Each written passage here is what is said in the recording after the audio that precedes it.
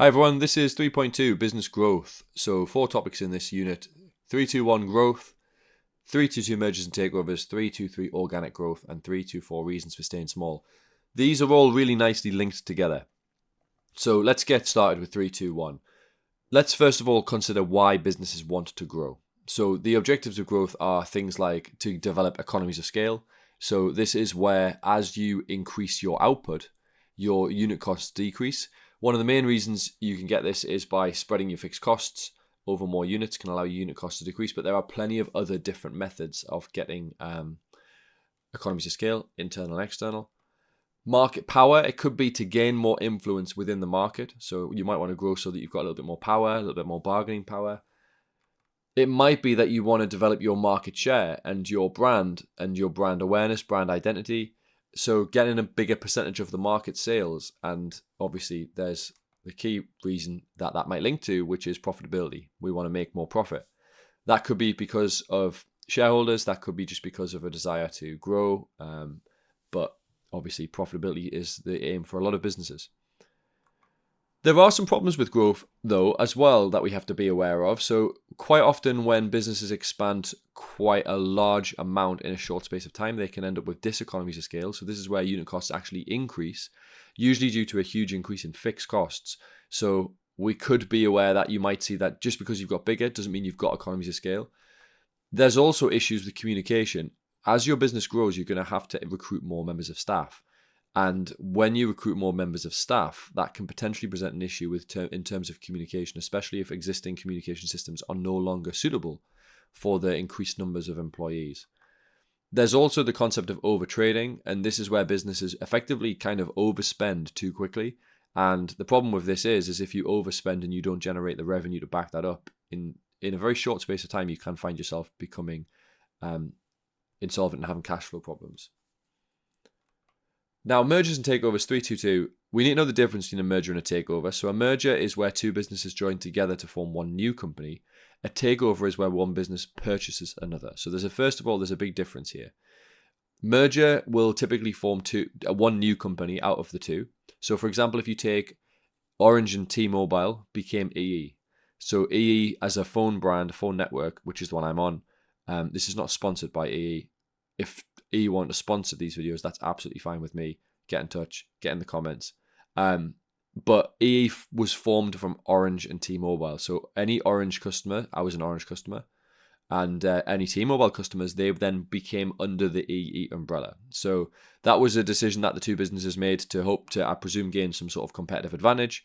A takeover is different. So, for example, BT took over EE. That is one business buying another. And so there's a variety of different reasons you might do this.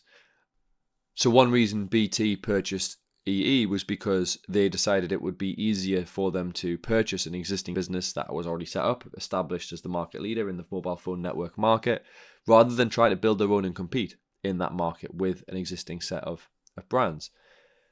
But takeovers and mergers actually can come in different forms. So we've got the concept of vertical integration. And this is where a business takes over or merges with another business that's in a different stage of the supply chain. So, for example, a producer buying a retailer or a wholesaler buying a retailer or vice versa. Horizontal integration is where the two businesses involved are at the same stage of the supply chain. So this would be basically the situation if you were buying another retailer or a competitor or something like that. So if we think about, in this example, producers, manufacturers, retailers, if the manufacturer bought another manufacturer, that would be horizontal integration. If the retailer bought the manufacturer, that would be vertical integration. That would actually be backwards vertical integration. And if it was the other way around, it'd be forward vertical integration. And the key reason you would do this is obviously if you go through that supply chain, you don't necessarily have control of what the other businesses are doing. So you may buy a business that supplies you so that you, first of all, don't have to pay for their profit margins, but also so that maybe you can control that supply. And maybe that would be to prevent another business from being able to use the same supply. Perhaps it would be to make certain changes. Perhaps it would be just to get costs down and increase profitability in the long term.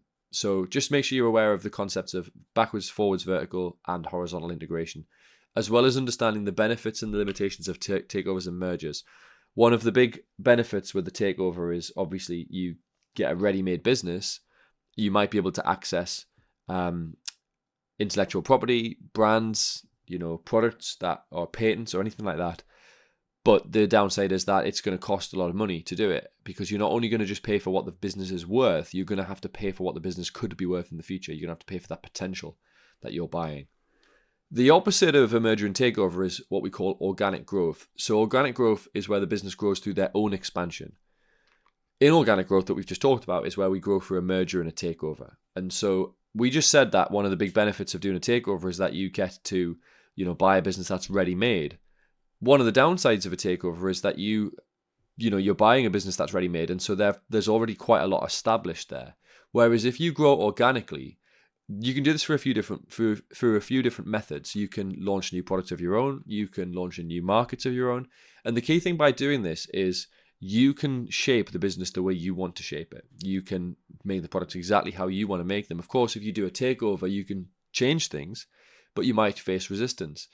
The other factor here is, and it's not always the case, but sometimes it's cheaper to organically grow, because we've just talked about it, that you'd have to pay a premium for a takeover.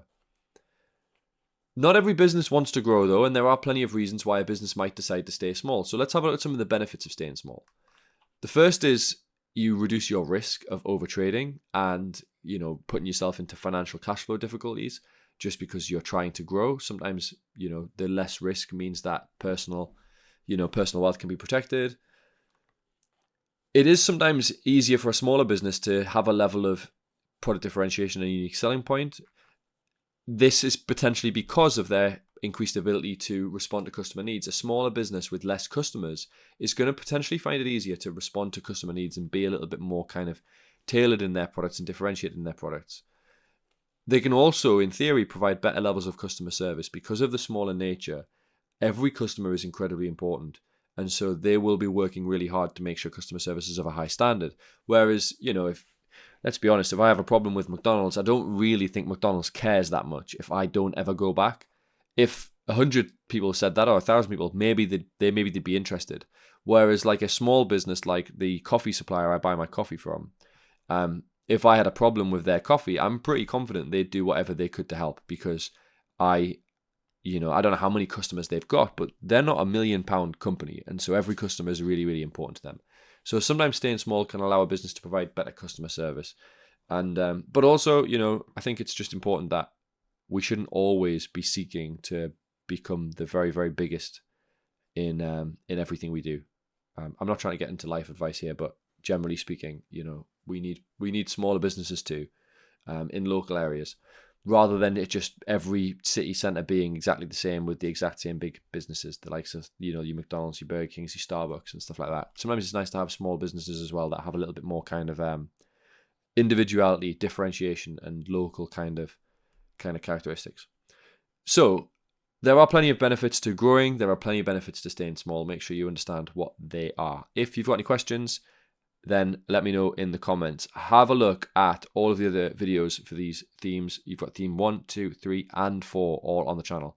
So hopefully they'll help you, whether it's revising for an exam, whether it's just generally kind of maybe even watching ahead before you study these things. Hopefully you've enjoyed this series and continue to. And like I say, let me know if there's any questions you've got, and I will see you next time.